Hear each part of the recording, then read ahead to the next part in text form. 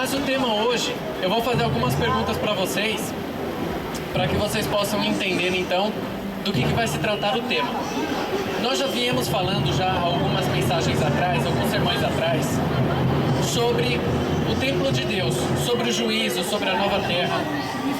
E nós vimos no passado já que no passado Deus, ele pediu a Moisés que construísse um tabernáculo porque ele desejava habitar no meio do povo. E nós vamos inclusive ler esse texto aqui. Nós vimos também sobre a volta de Jesus. Jesus prometeu que quando fosse ao céu, ia preparar moradas para voltar e nos buscar para que nós morássemos com ele para sempre. Mas hoje, a questão é hoje, atualmente, Deus, ele tem habitado entre nós, Deus tem estado no nosso meio, ele deseja estar conosco, assim como ele desejou estar no passado, entre o seu povo Israel. E assim como ele prometeu que o seu filho vai voltar para nos buscar, para que nós possamos habitar para sempre com ele no futuro, e esperamos que seja o quanto antes, conforme a vontade dele. Se ele já habitou com o seu povo no passado e vai habitar no futuro, hoje nós podemos ter a certeza da presença de Deus na nossa vida conosco. Nós podemos ter essa certeza, a certeza de que Deus, ele habita conosco, está perto de nós. Podemos ter essa certeza? Se sim, no que nos basear? Quais os textos da Bíblia, quais as promessas contidas na palavra que nos trazem essa certeza e nos afirmam com certeza que Deus habita conosco ou não? Ele habitou no passado, mas de novo vai habitar só no futuro. Hoje ele habita ou não? Então o tema gira em torno dessa questão. Hoje Deus tem habitado conosco? Se não, ele deseja habitar, e se ele deseja, como? Como que ele vai habitar? Essa questão que nós vamos analisar aqui, ó. No passado, logo no princípio da criação da terra, Deus mantinha comunhão pessoal, contato direto com os seus filhos.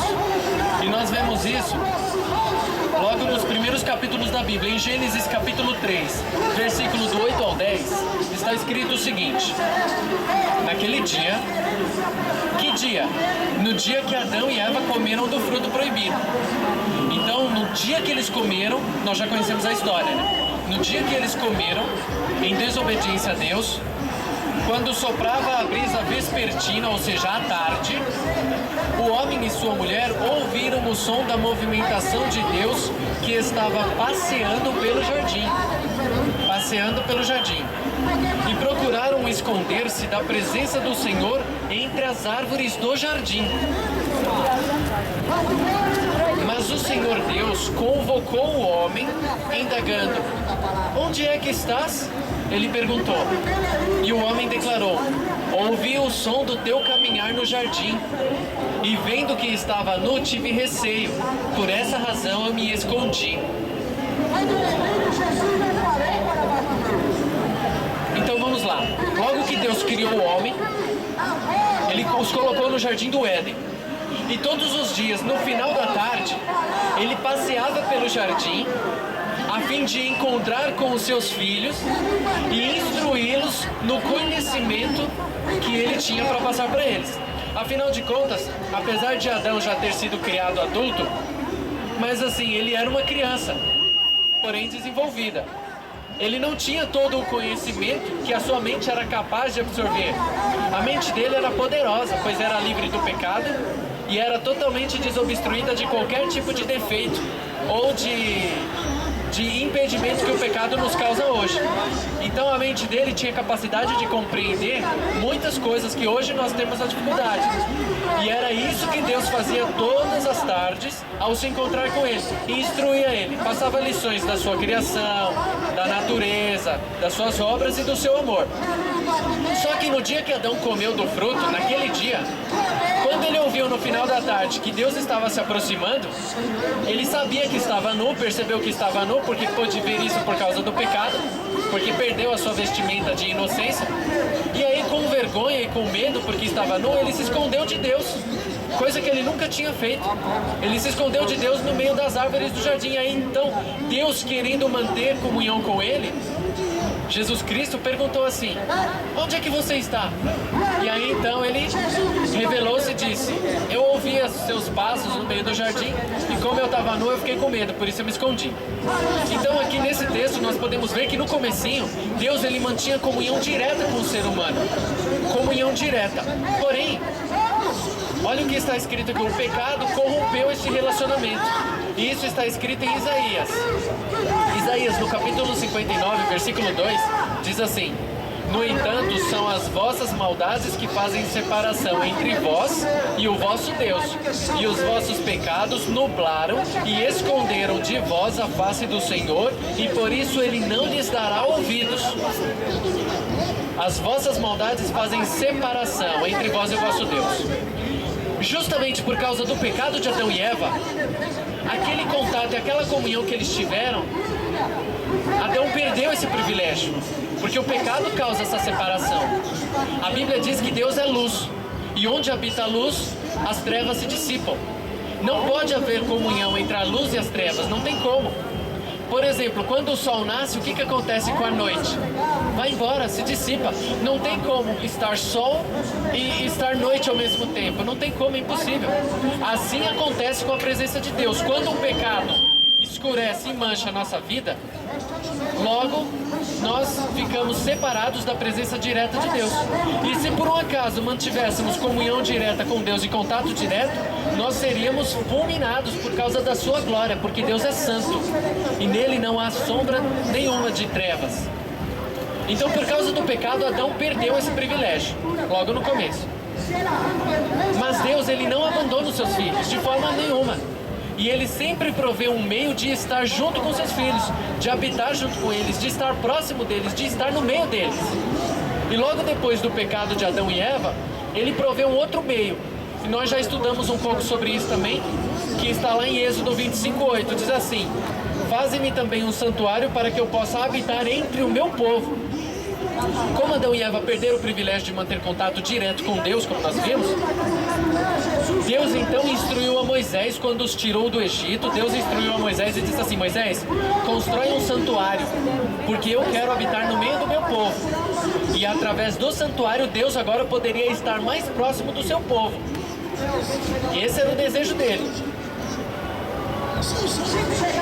Em 1 Reis 6:1 está escrito assim: no ano 480, depois que os filhos de Israel foram tirados da terra do Egito, durante o 4º ano do reinado de Salomão em Israel, no mês de Ziv, que é o 2º mês do ano deles, ele começou a construir o templo do Senhor, o templo de Yahvé, Salomão. Em 1 Reis, já no versículo 11 e 14 do capítulo 6, diz assim: então a palavra do Senhor veio a Salomão dizendo: quanto a esta casa que estás edificando, se procederes de acordo com os meus estatutos, se obedeceres às minhas orientações e seguires fielmente os meus mandamentos, eu confirmarei eu confirmarei por teu intermédio a promessa que fiz ao teu pai Davi, e habitarei no meio dos israelitas, e jamais desampararei o meu povo de Israel. Assim Salomão finalizou a construção do templo. Então, logo que eles saíram do Egito, como eles peregrinavam pelo deserto, Deus pediu que Moisés construísse um tabernáculo, um santuário, para que ele pudesse habitar entre o seu povo no deserto. Tanto é que o santuário ele era todo desmontável. Ele desmontava todinho. Parecia um quebra-cabeça gigante. Era um prédio pré-fabricado já, para que eles pudessem justamente desmontar e carregar com eles durante as suas peregrinações pelo deserto. Porém, quando eles se estabeleceram na nova terra, que era a Canaã, que Deus havia prometido para eles e para os pais deles quando eles saíram do Egito, quando eles se estabeleceram na sua terra fixa, aí então Deus colocou no coração de Davi o desejo de construir uma casa para ele, um templo permanente, num local fixo. E aí então Salomão, que sucedeu Davi, seu pai, no trono, ele construiu um santuário, construiu um templo. E aí Deus fez a promessa, que se eles cumprissem as promessas, guardassem os seus estatutos, andassem nos seus juízos e observassem as suas leis, Deus cumpriria a promessa que fez para os pais deles e habitaria no meio deles por meio daquele templo que Salomão havia construído. Então nós vimos que aqui, Deus, mais uma vez, Ele provê um meio de permanecer do lado do seu povo, junto com o seu povo, próximo ao seu povo. Isso mostra e deixa bem claro que a iniciativa de aproximação entre nós e Deus sempre parte de Deus primeiramente. A iniciativa de estar conosco sempre vem de Deus. Ele primeiramente se empenha em estar conosco para nos atrair a fim de que nós também sintamos o mesmo desejo de estar com Ele. Mas o desejo dele sempre foi de habitar com os seus filhos. E nós vamos ver aqui mais um texto que afirma isso. Em Salmo 132, 13 e 14, vem dizendo assim: pois o Senhor escolheu Sião, que é Jerusalém. Pois Deus escolheu Sião com a vontade de constituí-la sua morada. Este será sempre o lugar do meu repouso. Ali residirei, porque assim eu desejei, disse o Senhor por intermédio de Davi, o salmista. Então olha só, ele desejou estar no meio do seu povo. Olha só que maravilhoso. Deus, o Criador de todas as coisas, nós somos o único mundo que caiu em pecado e manchou toda a harmonia do universo, e mesmo assim Ele ainda, sendo santo, poderoso e dono de todas as coisas e de todos os outros mundos que não caíram em pecado, Ele ainda deseja habitar conosco. Que amor é esse? Que demonstração de amor é essa? Mas ainda tem mais aqui, ó. No ano 70 depois de Cristo, Jerusalém foi destruída pelos romanos sob o comando do general Tito, e tanto o templo como toda a cidade foram totalmente destruídos. Totalmente destruídos. Então, depois que Jesus ascendeu ao céu, por volta do ano 31 depois de Cristo, da nossa era, por volta do ano 70, o general Tito, o general romano, junto com as suas tropas romanas, invadiram Jerusalém e destruíram tanto a cidade como o templo. O que acontece? Deus habitava com o povo através do templo. O templo simbolizava a morada de Deus aqui na terra. Mas o templo agora foi destruído. E a capital do templo, que era Jerusalém, também. E agora? Deixaria Deus de habitar com seu povo, ou Ele providenciaria um outro meio? De que forma agora Deus habitaria com seus filhos? Não tem templo, não tem mais cidade santa, sagrada, Jerusalém, a cidade que Ele havia escolhido, como a gente leu. E agora?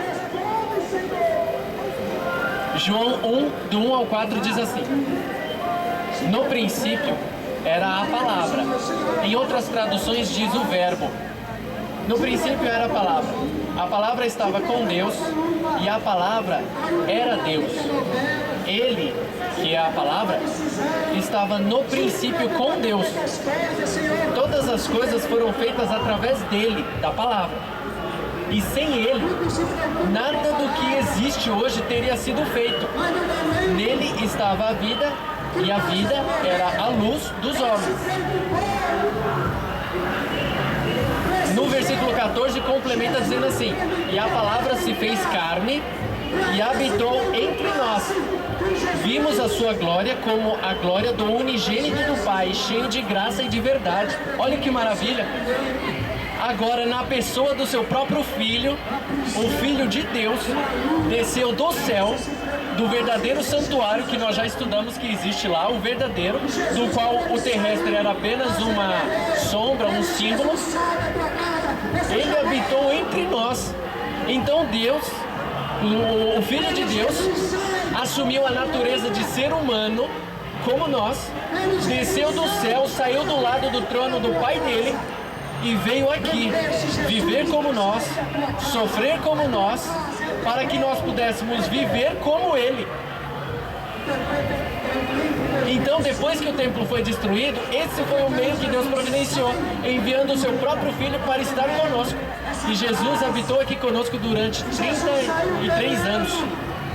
E nesses 33 anos, durante o seu ministério de 3 anos e meio, que foi os 3 últimos anos da sua vida, ele pregou toda a verdade de Deus, ou seja, todo o conhecimento verdadeiro de Deus, ele nos ensinou. Por quê?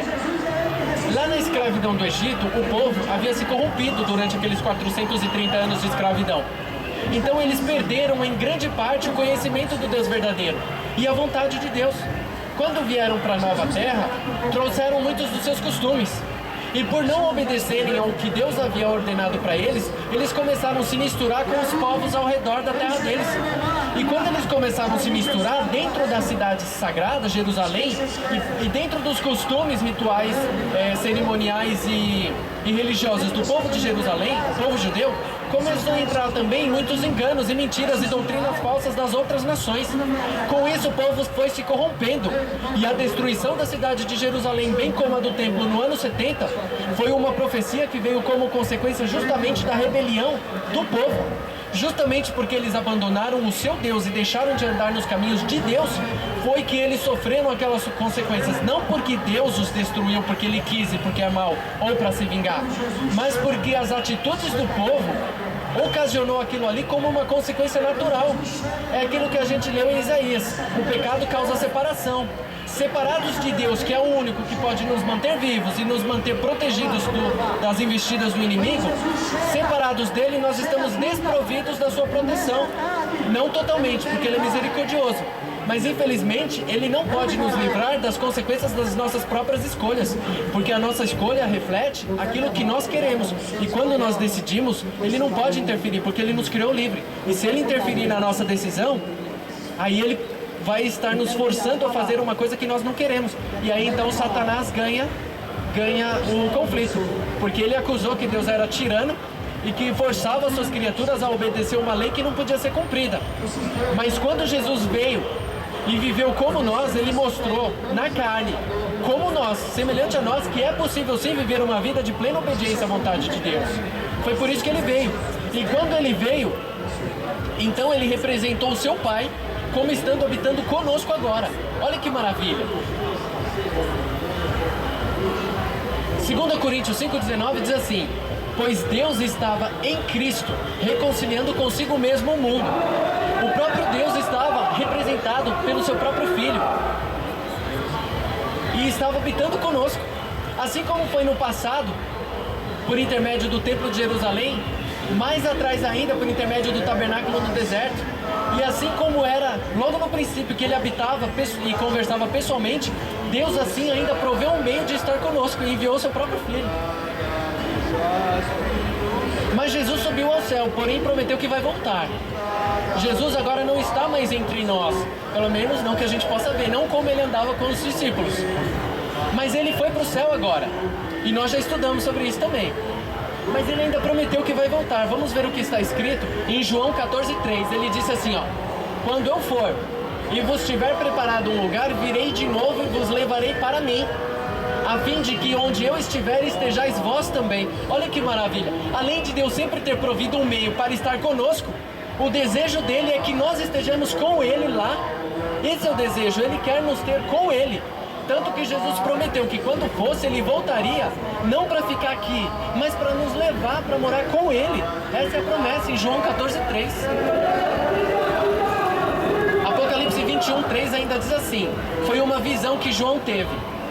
Ouviu uma forte voz que procedia do trono e declarava: eis que o tabernáculo de Deus agora está entre os homens. Isso foi uma visão que ele teve do santo já lá no céu, com os quais ele habitará. Eles serão o seu povo e o próprio Deus viverá com eles e será o seu Deus. Olha só que maravilha, o próprio Deus habitará conosco. Isso foi o que ele viu no passado. Mais uma visão que ele viu também do futuro, no caso. Contudo, não vi templo algum na cidade, isso na nova cidade, a cidade celestial. Pois o Senhor Deus Todo-Poderoso e o Cordeiro são o seu santuário. Então, na nova cidade, nessa visão que João teve, Apocalipse 21:22, ele não viu o templo. Aqui na terra tinha templo, tinha o santuário, depois teve o templo de Salomão. Hoje nós temos várias igrejas. Hoje existe atualmente um templo, uma mesquita, né? Uma sinagoga lá em Jerusalém, e assim como tem várias. Mas não, a Bíblia não fala dessas mesquitas que existem hoje. As que a Bíblia relata foram destruídas, as quais a gente já viu. Mas Deus promete que depois que o seu Filho voltar e nos buscar e nos resgatar, aqueles que foram fiéis, promete que habitarão com ele para sempre. E nessa nova cidade não vai ter templo, porque o próprio Deus e o Cordeiro são o seu santuário. Nós estaremos adorando a Deus não por intermédio de um templo, mas pessoalmente. Pessoalmente o próprio Deus estará conosco. nós lemos no texto anterior. Só que isso daqui é uma promessa para o futuro. Para o futuro. Então vamos analisar. Deus habitou com o seu povo, com as pessoas no passado, no Jardim do Éden pessoalmente, depois por intermédio dos templos, depois na pessoa de Jesus. Jesus foi para o céu e prometeu que vai voltar para resgatar os fiéis, para continuar morando com ele para sempre. Mas isso vai ser no futuro. Mas e hoje? Sendo que Jesus subiu ao céu e não voltou ainda, hoje, nós queremos saber hoje, Deus habita conosco hoje? Habita? Se Ele habita conosco hoje, Ele habita de que forma? Como? Se Ele não habita, Ele deseja habitar? Se Ele deseja habitar, o que é necessário para tê-lo conosco, ao nosso lado?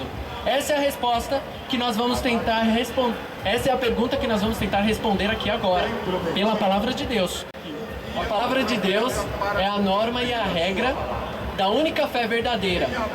E num mundo onde existem tantas religiões, mais de 4.000 religiões diferentes, mais de 4.000. E no mundo onde tem tantas religiões, a única maneira de conhecer o único caminho verdadeiro, porque existe só um caminho verdadeiro, é por intermédio da Bíblia Sagrada. Não há outro método. Você pode frequentar uma igreja, gostar da sua igreja, professar ter uma fé. E você até acredita que a fé que você professa é verdadeira. Mas se você ir só pelo que a pessoa fala lá da frente, se por um acaso a pessoa de alguma forma estiver enganada no seu entendimento e na sua forma de entender a Bíblia, se você se basear só pelo que ela diz, ela vai acabar te enganando também. Não porque ela queira te enganar, mas porque se ela estiver enganada, ela vai te enganar sem querer, porque também está enganada.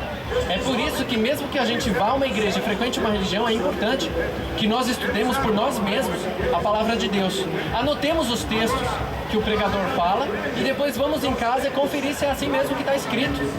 E o Espírito de Deus há de abrir a nossa mente para que a gente possa chegar a uma conclusão correta da palavra de Deus.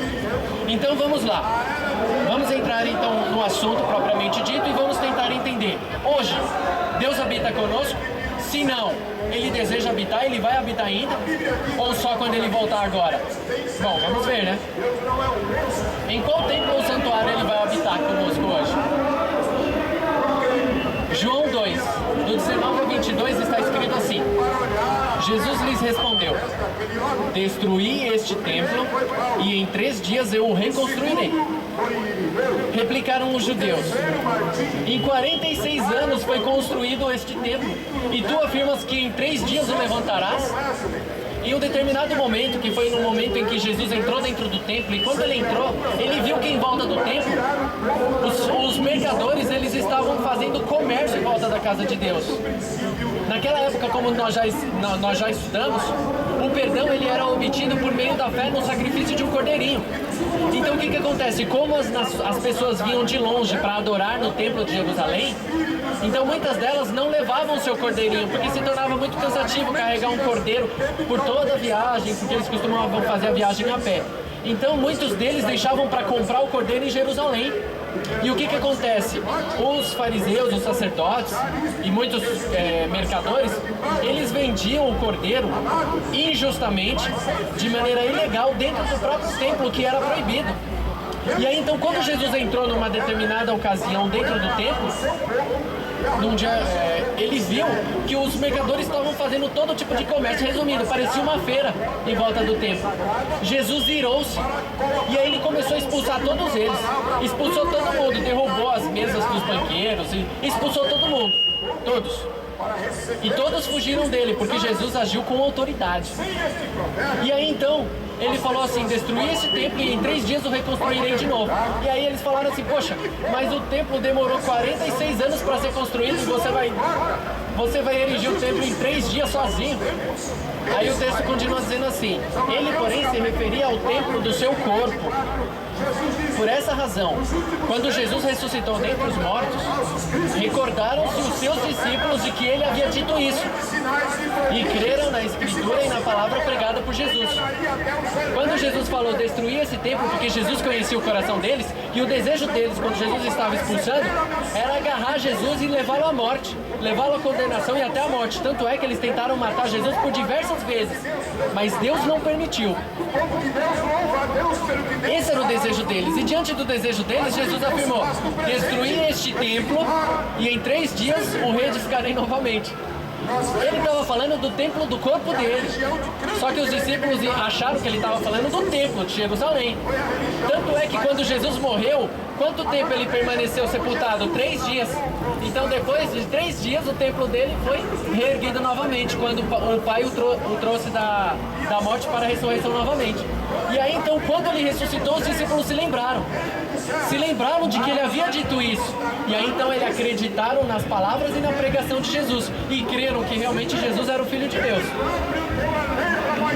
Vamos ver aqui, ó. Em João 14:10 diz assim: não crês, Jesus dizendo, não crês que eu estou no Pai e que o Pai está em mim?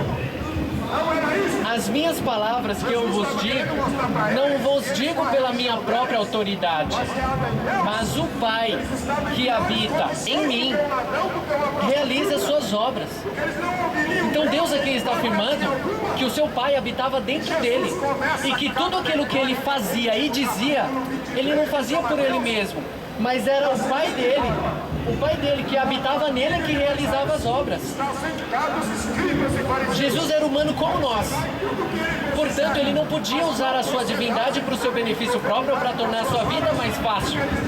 Por quê? Porque lá no conflito no céu, Satanás acusou a Deus de que a lei dele era impossível de ser guardada e que ele pedia das suas criaturas uma coisa impossível, que a lei dele não dava para ser cumprida, que Deus estava sendo tirano e arbitrário, exigindo das suas criaturas uma coisa impossível.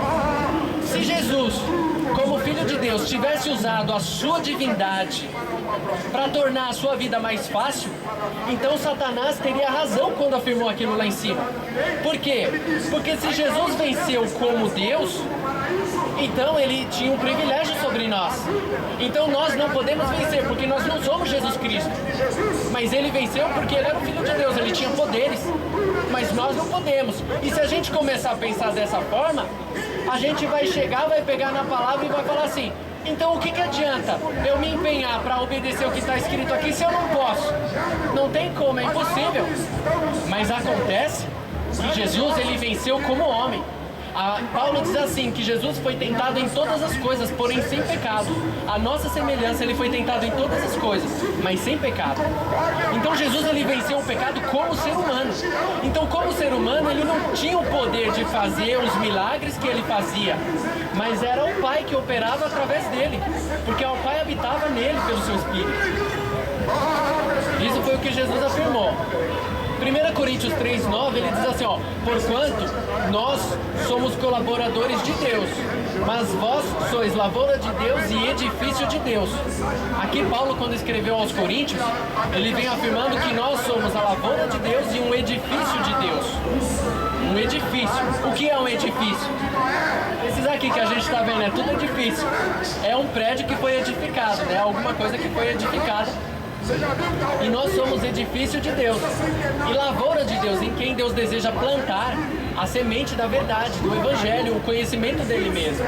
Em Efésios 2:20 ao 22, Paulo continua dizendo assim: edificados. Lembra que nós lemos agora que Paulo diz assim, que nós somos edifício de Deus. Em Efésios ele diz: edificados sobre o fundamento dos apóstolos e dos profetas, sendo o próprio Cristo Jesus a principal pedra angular desse alicerce.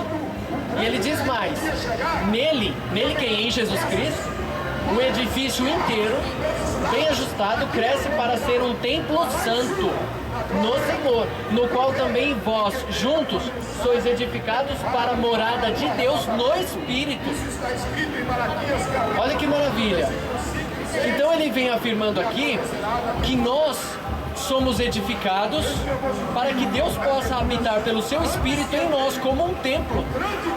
Então, assim como Jesus Cristo, quando fez menção lá na purificação do templo de Jerusalém, quando ele entrou e viu aquele mercado todo, ele falou: destruir este templo e em 3 dias eu reconstruirei, falando e fazendo menção do seu corpo, considerando que o seu corpo era um templo onde o Pai dele habitava e operava as obras dele por intermédio do Filho.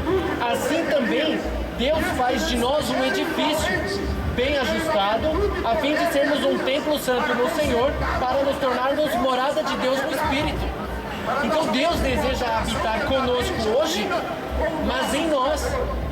Deus deseja habitar em nós, no nosso coração, na nossa vida, porque Ele nos fez templos, reinos e sacerdotes, e nós vamos ler aqui ainda. Atos 4:11 diz assim, ó: esse Jesus é a pedra que foi rejeitada por vós, os construtores, a qual foi posta como pedra angular. Então nós estamos falando de um edifício que só pode permanecer em pé se ele estiver fundado na verdadeira pedra angular, na pedra de base, naquela que dá sustentação ao edifício. E essa pedra é Jesus Cristo. Este Jesus é a pedra que foi rejeitada pelos edificadores. Quem eram os edificadores? O povo judeu. Porque a princípio a verdade de Deus, Ele concedeu toda para o povo judeu, com o propósito do povo judeu conservar esse conhecimento verdadeiro de Deus e transmitir esse conhecimento para todo o restante do mundo, para que o mundo todo pudesse conhecer a Deus e saber que Deus não é nada daquilo do que pintam por aí, um Deus tirano e vingativo, que fica nos observando, só esperando a gente tropeçar a fim de nos castigar. Jesus veio para tirar justamente essa má imagem do Pai dele, e veio mostrar que o Pai na verdade é amor, e que Ele deseja nos salvar, e que o Filho foi entregue justamente por isso, para nos salvar, e que agora Ele deseja habitar em nós e operar em nós as obras e as maravilhas dele, assim como Ele operava por meio do seu Filho. Jesus Cristo é o nosso exemplo. Ele é o nosso exemplo. Conforme nós vimos aqui, Ele é o fundador desse edifício. Se nós não estivermos edificados nele, que é a rocha que dá sustentação, nosso edifício não pode permanecer em pé. A gente vai ver isso aqui ainda. 1 Pedro 2, do 5 ao 8, diz assim, olha: vós também, como pedras vivas, vocês podem perceber que os textos estão dando sequência, apesar de serem um num livro, outro no outro, mas eles estão dando sequência ao mesmo assunto. Vós também, como pedras vivas, sois edificados como casa espiritual, com o propósito de ser de sacerdócio santo, oferecendo sacrifícios espirituais aceitáveis a Deus por meio de Jesus Cristo. Porquanto assim está registrado na Escritura: eis que ponho em Sião uma pedra angular, escolhida e preciosa, e aquele que nela deposita a sua confiança jamais será envergonhado. Assim sendo para vós os que credes, ela é preciosa. Então, para quem confia nessa pedra, acredita nessa pedra, confia nela, para ele essa pedra se torna uma pedra preciosa, e ele jamais é confundido, jamais é envergonhado. Mas isso para quem crê na pedra e aceita. Mas para os que não creem, a pedra que os construtores rejeitaram tornou-se a principal pedra angular, e pedra de tropeço e rocha que causa queda. Ou seja, para aqueles que não aceitam a Jesus Cristo, a pedra angular, que foi posta como fundamento da verdade, na qual somente a verdade pode prosperar, somente nele. Para aqueles que não aceitam ele, essa pedra, ao invés de ser uma pedra base para que nós sejamos edificados, ela se torna uma pedra de tropeço. Então, para eles é uma pedra que está sempre no meio do caminho, sempre vai causar transtorno, sempre vai estar atrapalhando, sempre vai ser motivo de qualquer outra coisa, menos o propósito de se edificar em Cristo. Porquanto aqueles que não creem tropeçam na palavra. Olha só, os que não creem na pedra tropeçam na própria palavra, por serem desobedientes. Todavia para isso também foram destinados. Calma aí, então existem pessoas que foram destinadas para se perder ou para tropeçar? É isso? Então Deus criou uns para salvação e outros para perdição? O que aqui está dizendo é o seguinte, prestem atenção no texto, olha só, é muito simples de entender. A pedra de tropeço e rocha que causa queda. Pedra de tropeço e rocha que causa queda. Nós acabamos de ver que para aqueles que creem, a pedra se torna uma pedra angular, onde você pode se fundamentar e você não será envergonhado. Mas para aqueles que não creem, a mesma pedra que para uns é para edificar, para outros a mesma pedra se torna pedra de tropeço. Então eles caem na própria pedra. Por quê? Porque eles tropeçam na palavra. Tropeçam na palavra porque são desobedientes à palavra. Todavia para isso também foram destinados. Então o que está acontecendo aqui é o seguinte: aqui ele está revelando uma coisa que acontece de fato, partindo de causa para efeito. toda ação produz uma reação. Então o que ele está dizendo aqui, ó, se você não crê na rocha, se você não crê, você vai cair, você vai ser envergonhado. Logo, se você crê na palavra e é obediente, então não tem como você cair, não tem como você tropeçar ou ser envergonhado, mas você vai ser edificado nessa rocha. Eu não sei se eu fui claro, mas em palavras mais claras ainda é o seguinte: é como uma mãe que chega e diz assim para o filho: não pôr o dedo na tomada. Filho, não põe o dedo na tomada. Se você pôr o dedo na tomada, você vai levar um choque. Se o filho acredita no que a mãe diz e obedece, ele não vai ser envergonhado e não vai levar o choque. Mas se ele não acreditar e desobedecer a ordem da mãe, ele vai pôr o dedo. Então, quando ele desobedece, ele já está condenado a sofrer o choque. Quando ele desobedece o que a mãe diz, ele já está destinado para tomar o choque. Quando ele decidiu, não, eu vou pôr o dedo, só vou esperar minha mãe se distrair. Quando ela se distrair, eu vou pôr o dedo para ver se é verdade. Então, quando ele tomou a decisão, ele já está destinado. A queda dele é certa, ele vai cair, não adianta. Ele vai pôr o dedo e vai tomar um choque. Assim é com a palavra. Se você não crê na palavra, você já está fadado a cair, tropeçar na própria palavra. Para aqueles que não acreditam na palavra, a própria palavra se torna para eles uma pedra de tropeço. Então pessoas usam a própria palavra para poder justificar os seus erros e os seus pecados. E infelizmente isso é uma coisa que não tem como fugir. Por quê?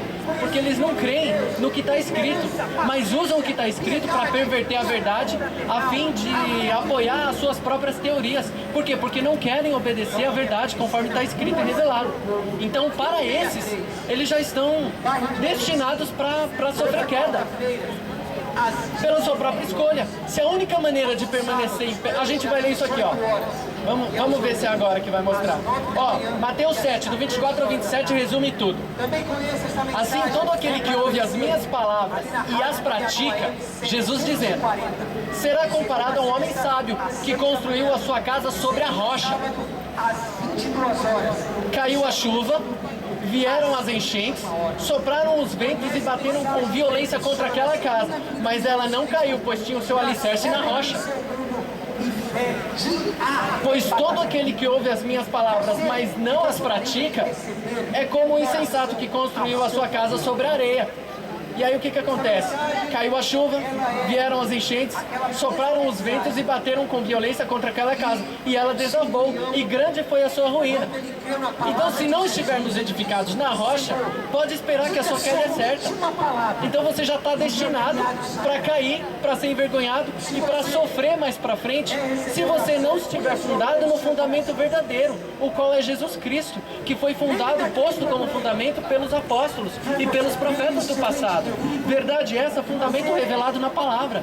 A única maneira de permanecer em pé é essa, não tem outra. Então qualquer um que edifica em outro fundamento, sinto muito dizer isso, mas a consequência é cair, já está destinado para cair. Não tem como. Se ficou alguma dúvida referente a isso, podem me procurar depois, mas acredito que esse texto aqui ficou bem claro. 1 Coríntios 3, 16 e 17 ainda diz assim: não sabeis que sois santuário de Deus e que o Espírito habita em vós? É uma pergunta que Paulo faz. Se alguma pessoa destruir o santuário de Deus, este, no caso Deus, o destruirá, pois o santuário de Deus, que sois vós, é sagrado. Há um texto na Bíblia que foi quando, um pouquinho antes de Moisés, foi justamente na ocasião em que Moisés foi chamado para libertar o povo de Israel da escravidão do Egito. Ele estava pastoreando algumas ovelhas, e ali onde ele estava pastoreando as ovelhas, ele percebeu que ali perto tinha um arbusto, chamado na Bíblia de sarça. E ele viu que o arbusto estava pegando fogo, isso chamou a atenção dele. Ele se aproximou do arbusto e ele começou a perceber que o arbusto, mesmo pegando fogo, ele não se queimava, não se consumia. Quando ele começou a se aproximar do arbusto, ele ouviu uma voz que saiu do arbusto. E a voz disse assim para ele: tira as sandálias dos pés, porque o lugar em que estás é terra santa. Aonde Deus habita, o local se torna santo. Levando em consideração que Deus fez de nós o seu santuário e deseja habitar em nós, Então nós nos tornamos santos pela habitação do Espírito de Deus em nós.